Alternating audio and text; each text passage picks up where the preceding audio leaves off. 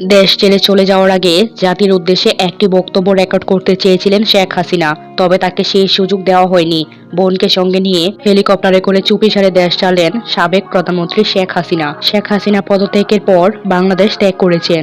তার সঙ্গে তার বোন শেখ রেহেনা সহ সপরিবারের সদস্যরা রয়েছে বলে খবর পাওয়া গেছে। বার্তা সংস্থার এফবির বরাত দিয়ে বিবিসি জানাচ্ছেন, হাসিনাকে বহনকারী একটি হেলিকপ্টার ভারতের আগরতলার উদ্দেশ্যে রওনা দিয়েছে। শেখ হাসিনার ভূমিষ্ঠ একজন ব্যক্তি এ তথ্য জানিয়েছেন। ওই কর্মকর্তা এফবিকে বলেছেন, তিনি এবং তার বোন গণভবন ছেড়ে নিরাপদ আশ্রয়ে চলে গেছেন। তিনি একটি বক্তব্য রেকর্ড করতে চেয়েছিলেন, তবে তাকে সেই সুযোগ দেওয়া হয়নি। ব্রিটিশ বার্তার সংস্থা রয়টার্স জানিয়েছেন, সামরিক একটি হেলিকপ্টারে করে শেখ হাসিনা এবং তার পরিবারের সদস্যরা ভারতের উদ্দেশ্যে রওনা দিয়েছে। এদিকে দুপুরে প্রধানমন্ত্রী দেশ ছেড়ে যাওয়ার ঘণ্টাখানেকের মধ্যেই প্রধানমন্ত্রীর সরকারি বাসভবন গণভবনে প্রবেশ করেন হাজারো ছাত্র জনতা। সোমবার বিকেল ৩টার পরে গণভবনে প্রবেশ করেন তারা। দেখা গেছে গণভবন থেকে লুটপাট হচ্ছে নামি দামি জিনিসপত্র।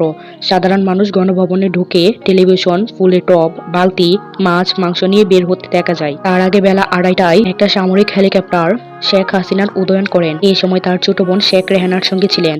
এই দিন দেশের বর্তমান পরিস্থিতি নিয়ে দেশের শীর্ষ রাজনৈতিক নেতাদের সঙ্গে বৈঠকে বসেছিলেন সেনাপ্রধান জেনারেল ওয়াকারুজ্জামান। দুপুরে সেনা সদর দপ্তরেই এই বৈঠক শুরু হয়েছে। তিনি জানিয়েছেন, প্রতিটি হত্যার বিচার হবে। তিনি আরো বলেন, সবাই আমাদের উপর ভরসা করেন, আমাদের সময় দিন, আমরা প্রত্যেকটি হত্যার বিচার করব। আরো বলেন, জনগণের সব দাবি পূরণ করা হবে। রাষ্ট্রপতির সঙ্গে আলোচনা করে অন্তর্বর্তীকালীন সরকার গঠন করা হবে বলেও জানিয়েছেন তিনি।